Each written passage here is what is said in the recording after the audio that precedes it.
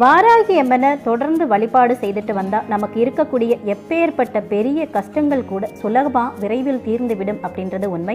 ஆனால் நம்மள பல பேர் பார்த்தீங்கன்னா வாராகி அம்மனை வழிபடுவது ஆபத்து அப்படின்னு நினச்சிக்கிட்டு இருக்கோம். நிச்சயமாக அப்படி கிடையாது. வாராகி அம்மன் வேண்டிய வரத்தை நம்ம கையில் கொடுக்கும் சக்தி வாய்ந்தவள் அப்படின்றத மறந்துடாதீங்க. நமக்கு காவல் தெய்வமாக இருந்து நம்மை கெட்ட சக்திகளிலிருந்து பாதுகாத்து அருளை வழங்கக்கூடிய ஒரு அற்புதமான தெய்வம் தான் வாராகி அம்மன்.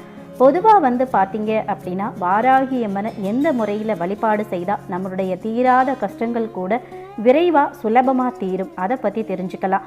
பொதுவாக கிருத்திகை, பூரம், மூலம், ரேவதி இந்த 4 நட்சத்திரத்தை கொண்டவர்கள் வாராகி அம்மனை மனதார வழிபட்டா போதும். அவங்க கூப்பிட்ட உடனே அவங்களுக்கு உடனடியாக பலன் கிடைக்கும். இந்த நட்சத்திரம் இல்லாதவர்கள் இந்த நட்சத்திரம் வரக்கூடிய நாட்களில் வாராகி அம்மனை வழிபடுவது சிறந்தது. பஞ்சமி திதியில் வழிபடுவது சிறப்பு.